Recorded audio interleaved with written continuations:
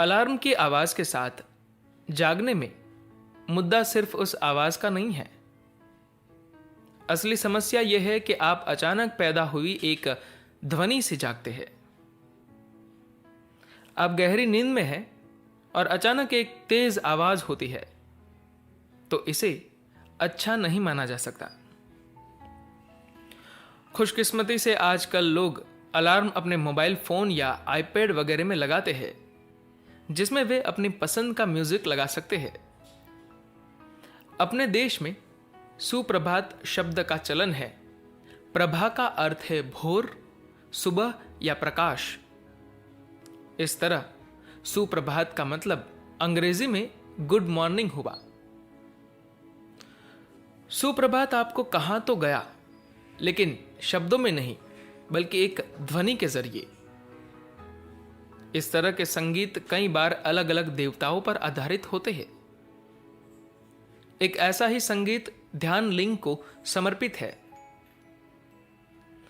इसके पीछे विचार यही है कि लोग इस ध्वनि को सुनकर उठे, लेकिन आजकल ऐसा नहीं हो रहा है। अगर होता तो कम से कम छोटे शहरों और गांवों में तो आपको सुबह इस तरह की चीजें सबसे पहले सुनाई देती। सार यही है कि आपकी सुबह की शुरुआत एक अच्छी ध्वनि के साथ हो। सुबह के वक्त जागना एक तरह से पुनर्जन्म की तरह है। जब आप नींद में होते हैं तो आप मरे हुए प्राणी की तरह होते हैं, और जागने के बाद आप दोबारा जन्म ले रहे होते हैं। अब आपकी वापसी किन चीजों के साथ या किन चीजों को सुनते और महसूस करते हुए होती है, इससे काफी हद तक यह तय हो जाता है कि आपका दिन कैसा रहने वाला है। आज आपका दिन किस दिशा की ओर जाएगा, इसका काफी कुछ फैसला इसी बात से हो जाता है कि आप सुबह किस तरह जाग रहे हैं। पहले के लोगों ने निश्चित रूप से इस चीज को महसूस किया होगा। इसीलिए जब वे सुबह जागते थे तो उनकी मां और दादी हमेशा शिव, शंभु, हरि ओम जैसे शब्दों का स्मरण करती थी। लेकिन इस ध्वनि के साथ सोने का भी एक तरीका है। सन 1800 के मध्य में एक खूबसूरत घटना घटी। मध्य प्रदेश में एक आध्यात्मिक आंदोलन हुआ था, जिसे महिमा नाम से जाना गया। उस वक्त ये एक बहुत बड़ा आंदोलन था।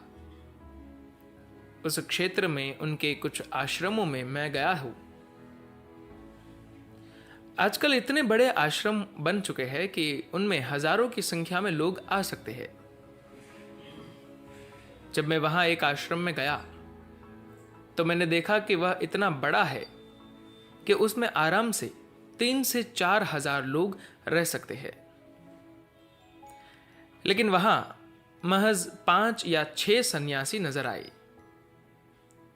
अब इस सब में गिरावट आ गई है, लेकिन उस दौर में यह अपने चरम पर था। इन योगियों ने आध्यात्मिक पथ पर इतनी तरक्की की थी कि उस वक्त उनका एक अलग पंथ बन गया था।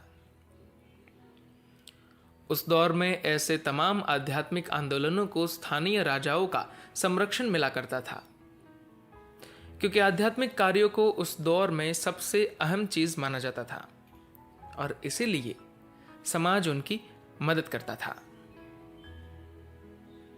समाज का एक अहम हिस्सा प्रशासन होता है, इसलिए स्थानीय प्रशासन की ओर से ऐसे आंदोलनों को मदद मिला करती थी। जब कोई व्यक्ति या प्रशासन ऐसे आंदोलनों की मदद करता है तो वह भी बदले में कुछ फायदे लेना चाहता है। ईशा में हमने ऐसी व्यवस्था की है कि कोई कितना भी बड़ा दान दे, किसी का भी नाम मंदिर पर नहीं लिखा जाएगा।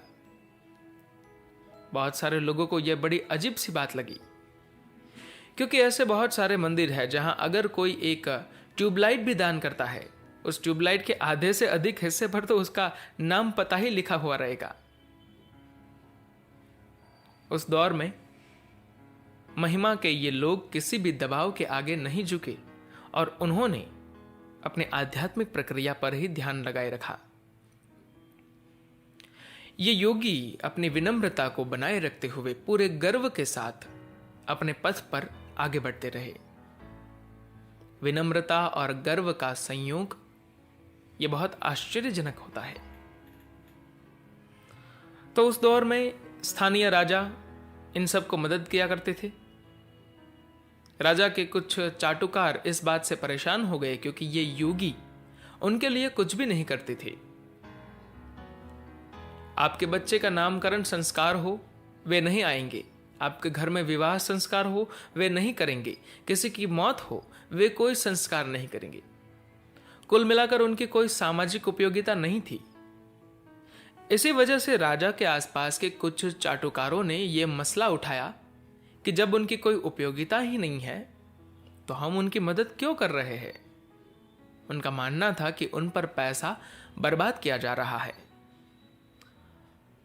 उन्होंने तर्क दिया कि इन योगियों को देखने से ऐसा भी नहीं लगता कि वे भूखे मर रहे हो। अच्छे खासे खाते पीते नजर आते हैं। वे राजा तक के सामने सिर उठाकर गर्व से चलते हैं। फिर हम क्यों उनका साथ दें? अगर हम किसी को पैसा दे रहे हैं तो कम से कम उसे हमारी मदद तो करनी ही चाहिए, हमारे काम तो आना ही चाहिए। लेकिन ये लोग तो अपनी मस्त जिंदगी जी रहे हैं। इन लोगों ने राजा के खूब कान भरे और उसे भरोसा दिलाया कि इन योगियों पर खर्च किया जा रहा पैसा बर्बाद हो रहा है। आखिरकार राजा ने उस पंथ के गुरु को बुलवा लिया और कहा, मेरे कई मंत्रियों का मानना है कि हम आप पर अपना पैसा बर्बाद कर रहे हैं। मैं आपका काफी सम्मान करता हूं, लेकिन हम पर दबाव है कि हम आपको मदद देनी बंद कर दें, क्योंकि आप लोग आध्यात्मिक नजर नहीं आते। हमें लगता है कि अगर आप आध्यात्मिक है तो आपको हमारे काम आना चाहिए, लेकिन हम जो चाहते हैं आप लोग वह सब नहीं कर रहे हैं। यह सुनकर गुरु ने कहा, अगर ऐसा है तो एक काम करते हैं, आप मेरे साथ चले और एक रात मेरे साथ रहे। मैं आपको कुछ दिखाना चाहता हूं, उसके बाद अपना फैसला ले। बात तय हो गई और एक रात वह गुरु और राजा भेष बदलकर निकल पड़े। तो जो गुरु थे वे राजा को पहले उस मंत्री के घर पर लेकर गए जो आध्यात्मिक लोगों के खिलाफ चल रहे इस पूरे षड्यंत्र का मुखिया था। गर्मियों के दिन थे और वह मंत्री खुले में सो रहा था। गुरु ने एक बाल्टी पानी लिया और छिपकर उस मंत्री पर फेंका। ठंडा पानी बदन पर अचानक गिरते ही मंत्री चौंक कर उठा और गालियां बकने लगा। फिर गुरु और राजा ने दूसरे घर का रुख किया। यह घर था सेनापति का। वह भी आध्यात्मिक आंदोलन के खिलाफ होने वाले षड्यंत्र में शामिल था। योगियों की टोली उसे किसी सेना से कम नहीं लगती थी, इसलिए वह उनसे घबराया रहता था। यहां भी उसी प्रयोग को दोहराया गया। सोते सेनापति पर पानी फेंका गया और उसने मंत्री से भी अधिक भद्दी गालियां बकनी शुरू कर दी। इसके बाद गुरु राजा को आश्रम ले गए, जहां तमाम योगी यहां वहां सोए हुए थे। उन्होंने एक सोते हुए योगी पर पानी फेंका। हो सकता है आप पूरी जिंदगी बनावटी बने रहे, लेकिन जब आप सो रहे होते हैं तो आप बनावटी नहीं हो सकते। जागते हुए आप पूरी दुनिया को मूर्ख बना सकते हैं, लेकिन जब आप सो रहे होते हैं तो आप वही होते हैं जो आप असल में है। खैर, जैसे ही पानी फेंका गया, एक योगी चौंक कर उठा और बोला, हे शिव। दूसरे की आंख खुली तो उसके मुंह से निकला, हे शंभो। यह देखकर गुरु बोले, इसे कहते हैं रूपांतरण, जो इन योगियों ने अध्यात्म के बल पर प्राप्त कर लिया है। अपने भीतर गहराई में ये लोग ऐसे हो गए हैं। तो अलार्म की मदद से, अलार्म की ध्वनि की मदद से सुबह सवेरे उठना दिन की शुरुआत करने का अच्छा तरीका नहीं हो सकता। मौन की अवस्था में जागना सबसे अच्छा है। लेकिन अगर आपको लगता है कि बिना अलार्म के आप सही समय पर सोकर उठ ही नहीं सकते, तो कम से कम सही ध्वनि का प्रयोग कीजिए। ऐसे रिंगटोन से बचिए जो नींद में आपको अचानक एक झटका सा दे जाती है। अलार्म का प्रयोग करना ही है तो उसकी ध्वनि ऐसी होनी चाहिए जो आपको नींद से धीरे धीरे बाहर लेकर आए।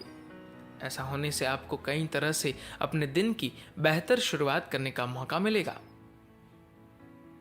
सुप्रभात कई बेहतरीन चीजें पैदा करता है, लेकिन आप वैराग्य मंत्र के साथ भी उठ सकते हैं। धन्यवाद।